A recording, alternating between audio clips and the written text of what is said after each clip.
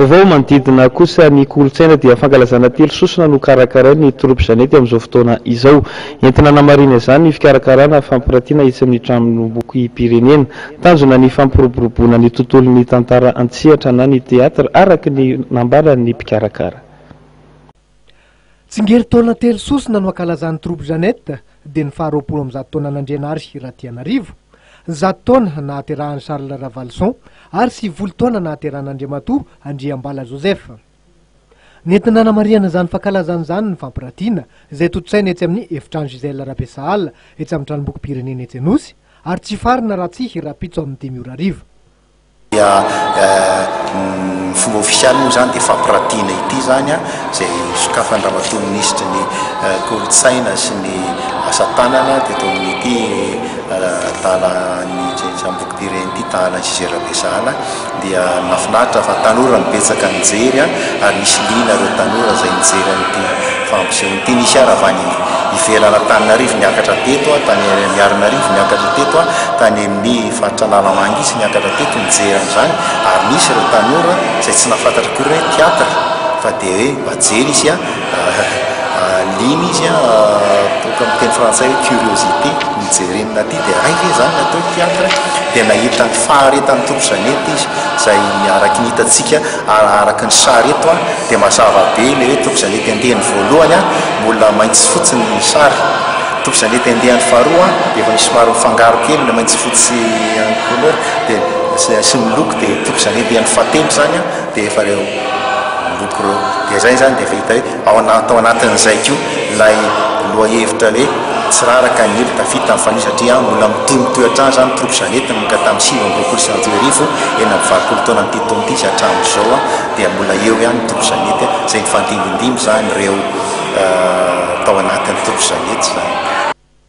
Manamarika ny fampiratiana ny fisian'ny boky volamena izay mifehin'ny fanirian'ireo mpankafy ny tontolon'ny tantara-tsehatra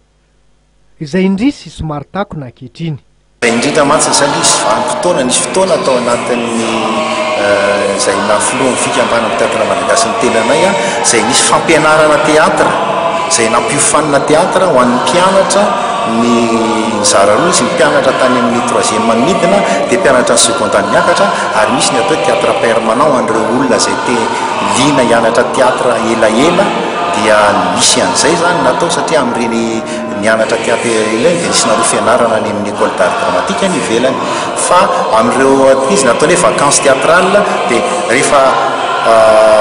misy fialatsasatra lehibe dia mba tsy andehandehanana ny tanora indrindrindrindra mandehandeha amin'ireny dia nampiofana teatra zay ho an'ny tanora ho an'ny ankizy teleniko teo 3e midina dia ho an'ny seconde miakatra ary misy io ara fiangonana zay tonga ny mpianatra mpianatra sekolelady mpianatra tanora zay tonga nampiofanana tamin'ireny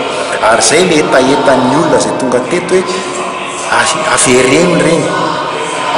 reny oka tsy atao trano fivavahana ny teatra fa araka ny famaritana ny teatra dia trano fanaovana fampisehoana tantara ny teatra zay ny famaritana azy ary tena etaetany betsaka dia ny hoe asio trano fampisehoana vaovao teatra vaovao eto amin'ity renivohitsy Madagasikara ity mba hamerina ny asan'ny teatra eto Antananarivo. Zay koa zany anankiray sy ahafahan'ny olona koa mankafy zany hoe teatra malagasy zany zay lalovina zany eto amin'ity tanàna Antananarivo sy etaetan'ny olona koa zany ary anisan'ny etaetanay raha teo atao fikambana amin'ny mponay teatra malagasy.